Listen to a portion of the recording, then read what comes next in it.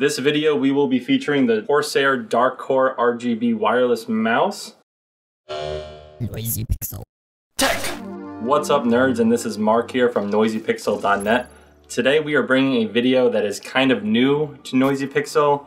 As a whole, we're trying to do more of these type of videos, but we're trying to expand our hardware coverage, such as reviews, unboxings of mice, keyboards, computers, whatever we can get our hands on really. This is the box here, that's the front. Now, when it comes to packaging, I have a packaging and art background, and I used to make custom boxes like this all the time.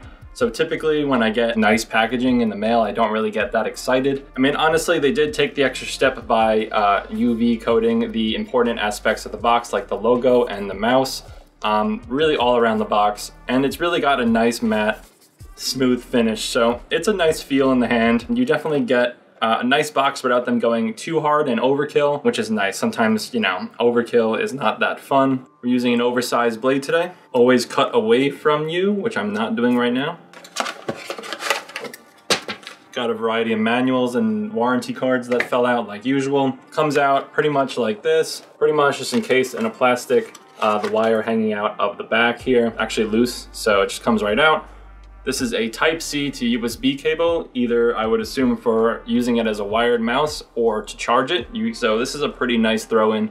USB cables aren't that cheap, and this one actually is a little braided. The braid will strengthen the cable, make it last longer, make it harder for a dog to chew. But it's not the thickest braid, but it is braid, so I'll give them that. So let's get this mouse out of the box. So I'm just gonna rip this off here because I do not plan on sending it back to Corsair. Sorry, Corsair, for mangling your box. All right, so plastic gone. So in the back of the box here, you can see that we have the extra side wings and the USB dongle to wirelessly use the mouse. So the mouse comes in this plastic little protector. You just slide it right out. The mouse has some plastic on the bottom, just peel that off.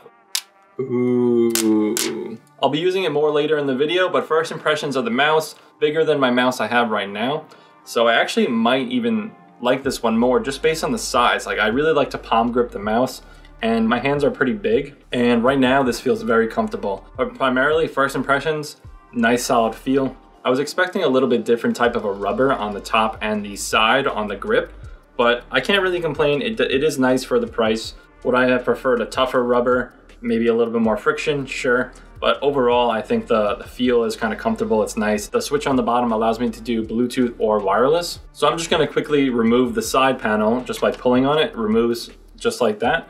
So I'm going to put on this extra wing right now. It just magnetizes right on, kind of just like that. So just first impressions, I put it on the desk just now. I tried to move it around and hold it. It might work for smaller hands, but for me, I think the extra right wing is a little too much for me. I think it gets in the way. It actually messes up my grip. So for someone with smaller hands, this extra piece might work better for them, but for me, I think I'm just gonna remove it. So we're gonna put this mouse to the test. We're gonna use it in the iQ software. We're going to play games and just use it for normal computer use, and we will get right back to our opinions on this mouse. Keep watching. Looking at what types of games you play is an excellent place to start, but then if you find yourself neck deep in a range of genres, well, things can get complicated. It comes down to a comfort in whatever you are doing, from video editing, graphic design, or gaming. Corsair allows users to reprogram the DPI button as a DPI toggle button, leaving the DPI down button open for whatever you really want. While this is a nice feature, it would have been easier if the default was one button for toggling the DPI and one button was free for programming rather than having two buttons to control DPI. I customized the DPI profiles a bit to my liking, which was originally confusing at first through the software, but after a few minutes I picked up on the details and set the profiles to my preferred speeds. I ended up really liking the 3 different DPI speeds that they allow me to program to use on the fly without having to change any profiles. As a graphic designer, I have to memorize multiple software settings, hotkeys, macros, and the list goes on.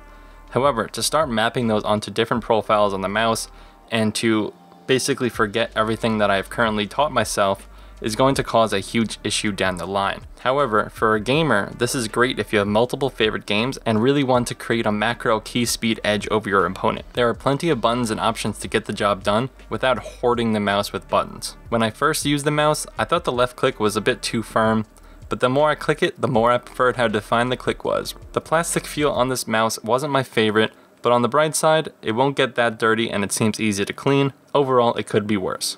I really enjoyed where the Dark Core's RGB lights up, along with its customizable options in IQ. Having the opportunity to pick and choose your favorite light profile was fun, as it lets you make this mouse yours.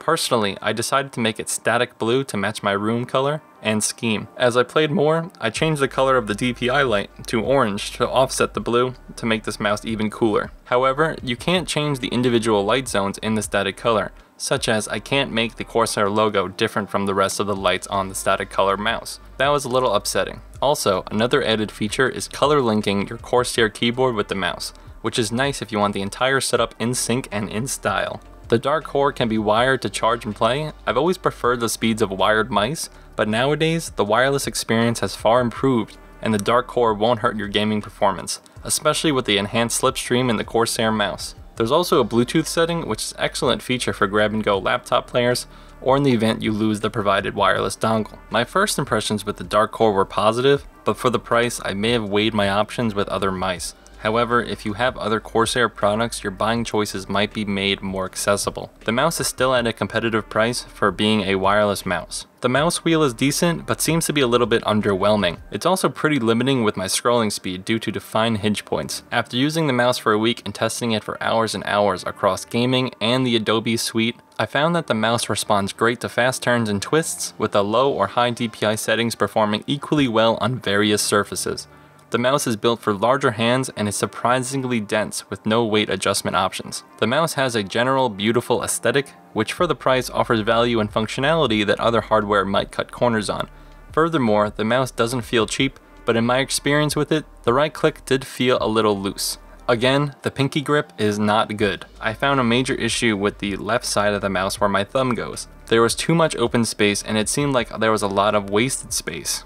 Lastly, my biggest gripe with this mouse is that I really couldn't find an ideal place to hold it in my hand. Being that there are programmable buttons on the side, I almost found it impossible to actually hit those buttons without completely shifting my hand or thumb. Found myself having to re-grip the mouse or changing my entire grip style just to hit a button or two. I found that the buttons on the left panel could have been pushed back further towards your palm. Even with large hands, I found myself having to reach or extend my fingers to hit these buttons.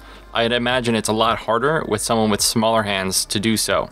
Alright everybody, going forward here on Noisy Pixel, we will be doing letter grades instead of numerical scores for technology. So for the Dark Core RGB Pro, Noisy Pixel is giving this mouse a C+. I believe the negatives of this mouse outweighed the positives, but overall provided a lot of features, functionality, wireless options, and style for a competitive cost. Thank you for watching, and please subscribe to keep up with all of our future content.